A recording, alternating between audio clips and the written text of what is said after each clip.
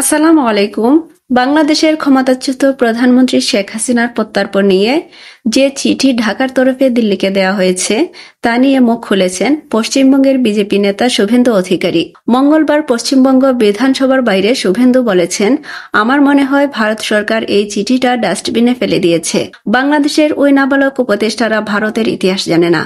এই ভারত বঙ্গবন্ধু শেখ মুজিবুর রহমানকে আশ্রয় দিয়েছে, বঙ্গবন্ধুর পুরো পরিবারকে আশ্রয় দিয়েছে, দালাই লামাকে ভারত আশ্রয় দিয়েছিল। তিনি বলেন, চীনের মতো শক্তিশালী দেশের রক্তচক্ষুকেও ভারত উপেক্ষা করে দালাই লামাকে আশ্রয় দিয়েছে। সেখানে এরা তো পাতি দেশ। শুভেন্দু আরো বলেন, রাফাল তো দূরের কথা, তার শব্দেই ওরা পালাবে। এদের কেউ গুনতির মধ্যেই রাখে না। হেঁটে গেলে তাদের মারিয়ে দিয়ে চলে যাব।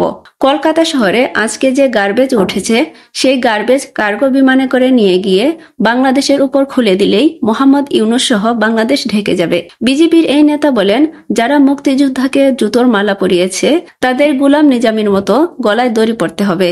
আজ এই রাজাকারের নাতনিদের কি অবস্থা হয় সেটা দেখতে থাকুন।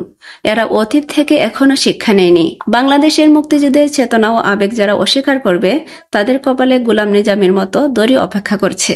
এদিন বিধানসভায় বাংলাদেশের সাথে ভারতের প্রত্যর্পণ চুক্তির বিষয়টি দেশের কেন্দ্রীয় সরকারের বিষয় বলে মন্তব্য করেছেন পশ্চিমবঙ্গের বিধানসভার স্পিকার বিমান বন্দ্যোপাধ্যায়। তার অভিমত, হাসিনাকে প্রত্যর্পণের বিষয়টি কেন্দ্রীয় সরকারই ঠিক করবে। এ বিষয়ে আমাদের দলনেত্রী মমতা বন্দ্যোপাধ্যায় একাধিকবার বলেছেন যে বাংলাদেশে ঘটনা নিয়ে কেন্দ্রীয় সরকার যে সিদ্ধান্ত নেবে রাজ্য সরকারও সে ব্যাপারে সহমত পোষণ করবে।